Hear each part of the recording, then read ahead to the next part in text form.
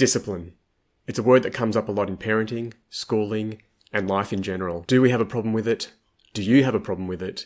Are you a parent with a child who you think has disciplinary issues? Riki, what is discipline and why are there so many problems with it?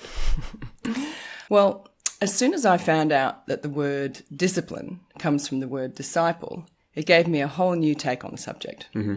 So to be a disciple would be someone who would be following either a higher calling or a person worthy of following. Yeah. So, and same thing with self-discipline, where you think of, are you following something? It sort of became like a spiritual journey rather than something that needed to have order and control and some sort of domination. Mm-hmm. To me, it felt like it was an internal process that was together with following something bigger. Yeah. And to have a reason to be someone better or follow something worthy of following. Yeah. Okay. Yeah. Right, that's cool. That's cool. That's deep. I didn't know that discipline came from disciple, even though the words are spelt so similarly. Yeah. I never thought of the root of the word. That's cool. So what's your take on discipline? Not as cool as yours. Look, I gave it a bit of thought, and to me, discipline is control over your body. That's my simple way of looking at what discipline is.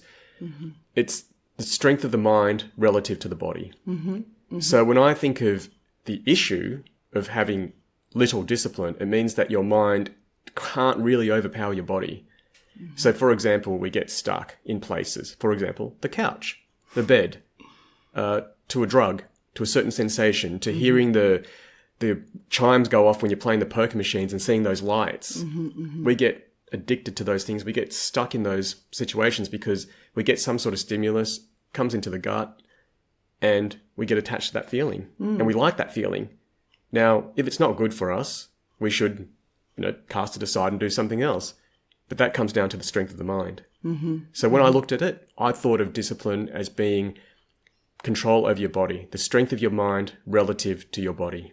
That's how I saw it. Yeah? Like it. Okay. Yeah, not as cool as yours, not as spiritual. No. And you think of it in terms of behavioral discipline. For example, you get angry, you get amorous, you get all sorts of things, right? Someone cuts you off in traffic. What happens?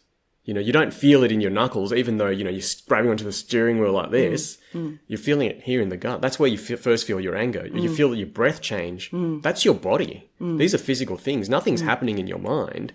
It's your body that's feeling all this. Now, you should know better, which is up here, and not go and chase that guy and, rear end him or whatever and tailgate him down the freeway. Right? Yeah. You should know better than striking back and giving away a penalty and losing the game for your team because of your lack of discipline.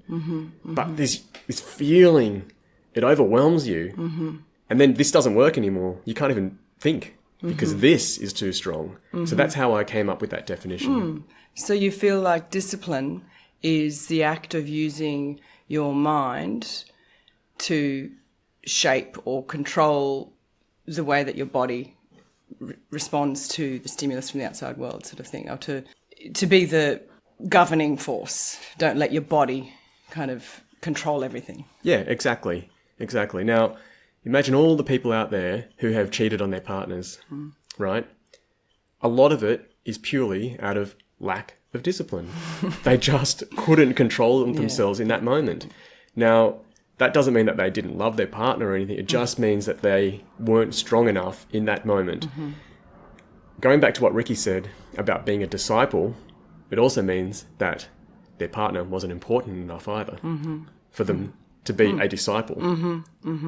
To follow that calling of, well, how can I be better? What can I do to do the right thing, do the best thing, Exactly. and to, follow the calling of doing something good. Exactly. So that's where we sit with discipline. I like it. What are your thoughts? Please comment below. And we'd love to know what you think about discipline. Do you have issues with discipline? Do you coach a team, for example, where you've got a star player who just can't keep it together? Maybe you should show them this video. All right. So that's the problem. We need to control our bodies. We need to have a higher calling.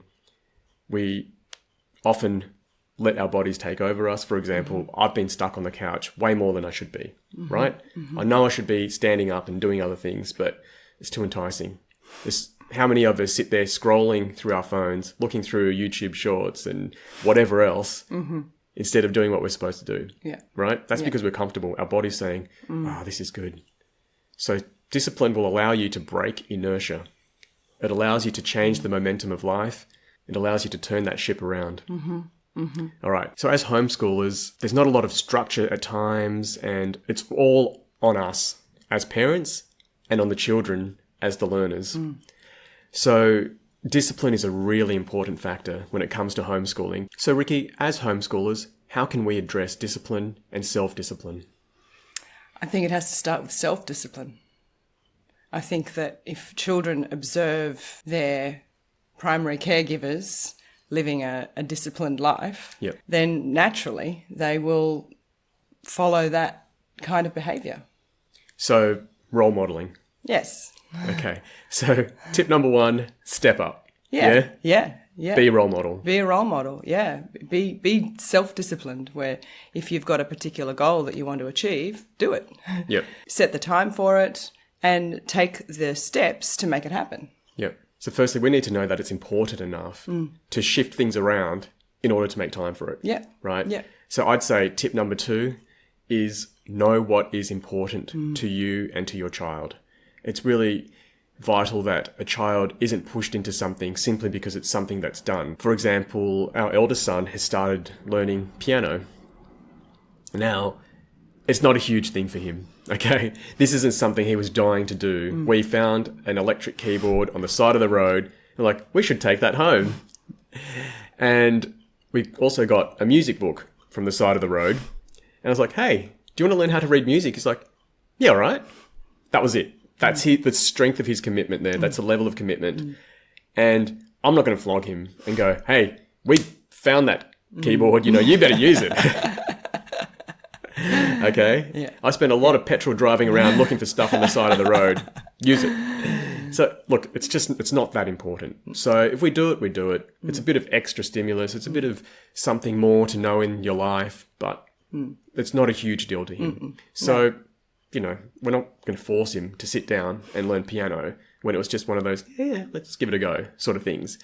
Now, we've seen other things that are really important to him. For example, waste management. He loves filming garbage trucks.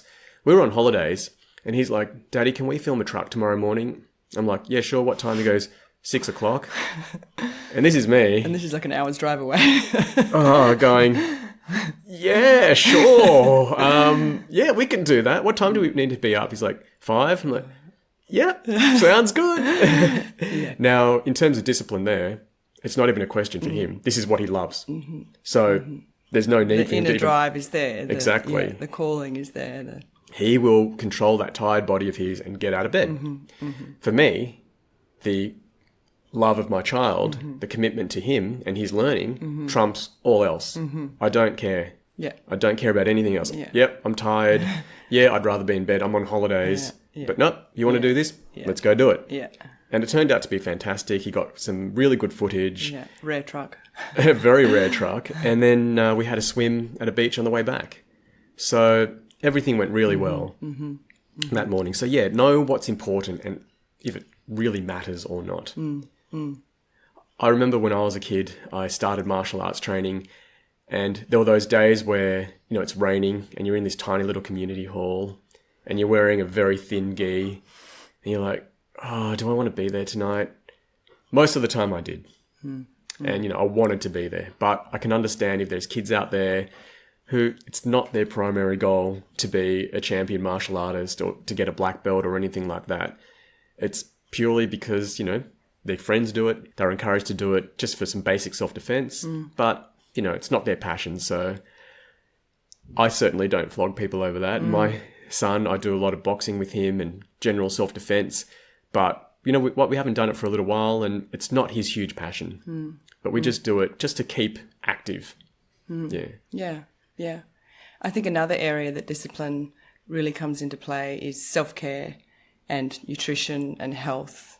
And, things like flossing your teeth and, all those things that for kids, if they're seeing you do all these things and being careful with what you eat and what sort of environmental pollutants you expose yourself to or try and protect yourself from, if they're seeing your commitment to caring for yourself or your family or for your environment, then it's only natural that sort of will rub off. Exactly. Yeah. So again, that's role modeling that self-care and showing how important it is to you. Yeah, for sure. I agree. So that would be tip number 3. Have a great self-care routine and stick to it. Yep. I guess love yourself. Yeah. Self-love, self-care. I'd like to say as a tip number 4 would be knowing thyself. So I guess none of this you can really do unless you really know who you are. You can't take care of yourself if you don't know what you need to take care of. Yeah. So I'd say know your body, know your genetics, know your childhood, know your psychology, know everything you can about yourself. Go all the way back to the womb if you can and try to work your way up to where you are right now. And then go, oh, right, so that's why I am the way I am. And then you can make disciplined choices. Then you can know what's important. Yeah. Tip number 5, listen to your kids. When kids aren't heard, it kind of feels hopeless. Now, I've played games of chess where I'm down, I've lost, and I stop caring. I just move pieces like, oh, look, I just need to be up here. I'll just do this, I'll do that. Doesn't matter, I've lost anyway. So when a child feels like there's no point, they're not going to be disciplined at all because there's nothing important to aim towards. And a really important step towards making them feel good about themselves and having self-esteem is by making them feel heard. So listen to your children. Know what matters to them so that they feel like, hey, everything I do counts in life. Because like I said, when I was already down and I've already lost, nothing counts anymore. I've played games of rugby where, everything's on the line and you're willing to die for your team. And then I've played games where we're getting flogged by that much. It's like there's no more pride in the team. You don't do anything. You just stick your arm out instead of, really put your shoulder in there for a tackle. So you're saying it's got to matter. It's got to be important. Yeah, and kids feel like they matter when they're heard. So if we want our kids to have that discipline, to sit down and study or whatever it is, listen to them. Let them know they're important. And the final tip number 6, there's things like meditation, cold showers, breathing exercises that you can get into. So that's all comes back to the body and controlling the body. Now, Riki here is the most disciplined person I know. She has cold baths in winter. That's incredible. It's cold. Yeah, with ice packs too, because she's worried that her body's warming up the water too much, so that means she's cheating. Now, I have cold showers, but I couldn't do the whole cold bath thing. Then again, that's a lack of discipline on my part. Well, there's no desire there for you. Yeah, but, true. It's not important enough. Yeah. If it was something that was important, I know you'd be doing it. Yeah. I'd be right in there. And look, recently I've had some discipline issues just around my fitness. And one of my hacks in life is to do squats as often as I can. So instead of bending down for things, do a full squat all the way to the ground. Even if I'm emptying the dishwasher individually with bowls. Squat, stand up. Squat again. I find that my legs and my glutes lie to me all the time. They tell me, no, you're tired, have a rest. And our kids see all of these squats and push-ups and, random sort of planks. And so it rubs off. It's sort of, then I see them doing squats and hanging from bars. And so it's the discipline for ourselves to just do the things we know we should be doing. Yep. Because most of the time we don't, in terms of sitting and being sort of stagnant, but moving around and being disciplined to go, well, God, I haven't exercised my eyes or my rest of my body. And then if we do it, then our kids tend to do it too. Exactly. Yeah. Thank you so much for joining us. We hope you enjoyed it. If you did, hit that like button, subscribe, and leave a comment letting us know how you go about self-discipline in your life and how that's affected the people around you. Thank you. Thank you.